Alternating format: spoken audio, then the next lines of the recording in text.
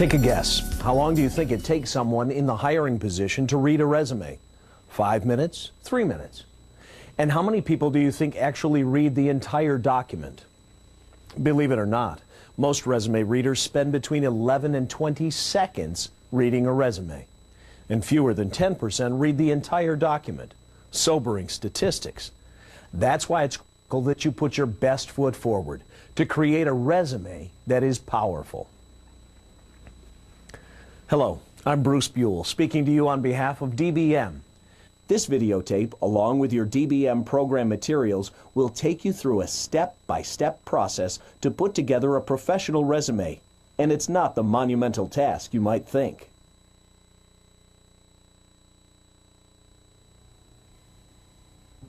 The purpose of a resume is to open doors and create interest in you. Think of it as your personal marketing brochure. It should highlight your qualifications, accomplishments, and skills, especially those relevant to the position for which you are applying.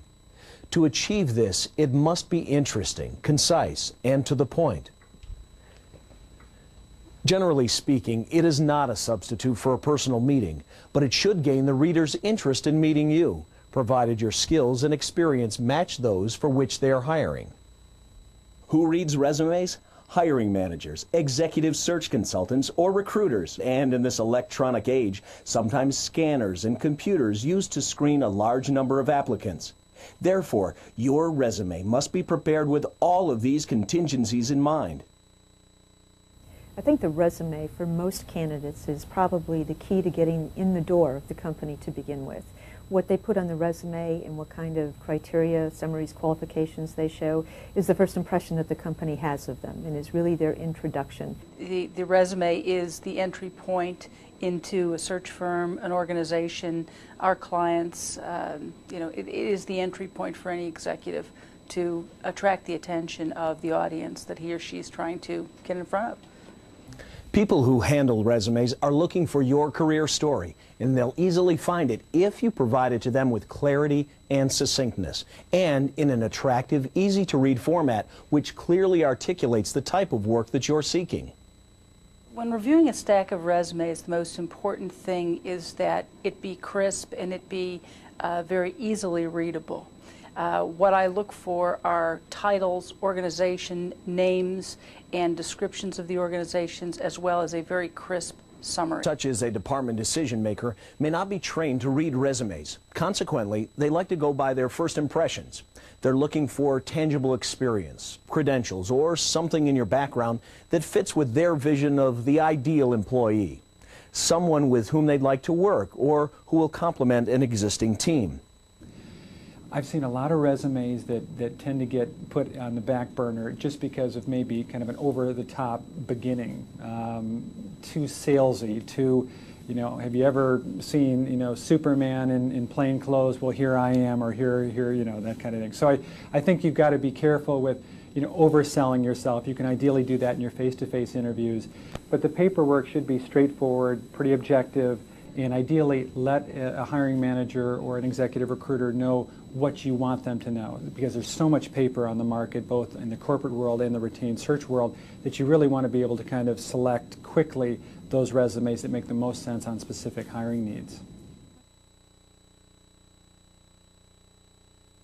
The three most commonly used resume formats are chronological, functional, and combination. Chronological resumes are the most widely used and preferred. They focus on your work history and progression.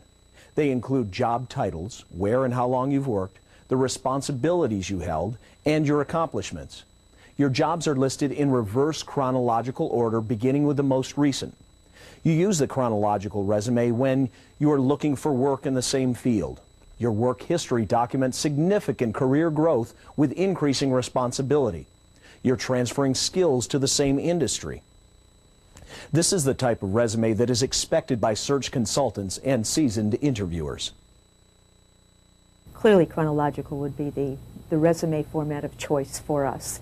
It provides us a much better opportunity to quickly review and sort through the person's experiences, backgrounds, and to assess whether or not they've got the qualifications we're looking for. Functional resumes are designed to emphasize your skills, competencies, or expertise in specific areas, such as marketing, finance, or production management, rather than emphasizing employers and dates. They usually incorporate accomplishments using a transition theme that emphasizes your abilities as they relate to a new career choice. While functional resumes are often used by individuals making career changes, be aware that they are viewed by many hiring managers with suspicion because they often appear to conceal information and can be difficult to follow. In fact, many search executives and hiring managers automatically eliminate all functional resumes from consideration. For this reason, we recommend that you develop a combination resume when making a career change, re-entering the job market after a significant absence, or when you wish to sell skills and competencies not reflected in your recent job history. The combination resume includes elements of both the chronological and functional styles. However, the specific content and format of this type of resume can vary depending on your particular needs. If you believe that a combination resume is the best choice for you, seek additional assistance from your DBM consultant after viewing this video. Regardless of the type of resume you use, here are the basic guidelines that you should remember. A professional resume does not exceed 2 pages. Has a header on the second page that includes your name and the page number. Is grammatically correct. Includes no typing or spelling errors. Has sufficient white space and margins. Omits the use of personal pronouns like I, they, or our. Avoids the use of abbreviations and acronyms. Is created using a common font, such as Arial, Helvetica, Universe, or Times Roman. I think today most executives will either prepare a resume on their own and have some confidence that that resume is in the correct format and presentable format that firms or other organizations might require. I would also say that most of those who don't feel confident that they know how to do that, may have had 1 or 2 jobs in their entire career, will seek counsel as far as how to do that.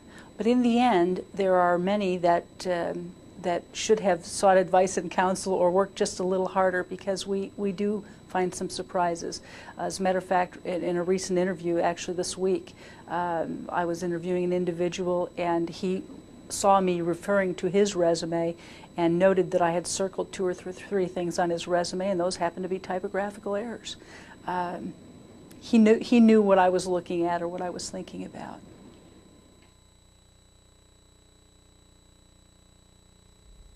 Your resume will include the following: a heading, a career summary, your professional experience or accomplishments, education, and other professional development and associations. The heading includes identifying information including your name, address, home and/or office phone numbers with area codes, and your email address. Here's what your heading might look like.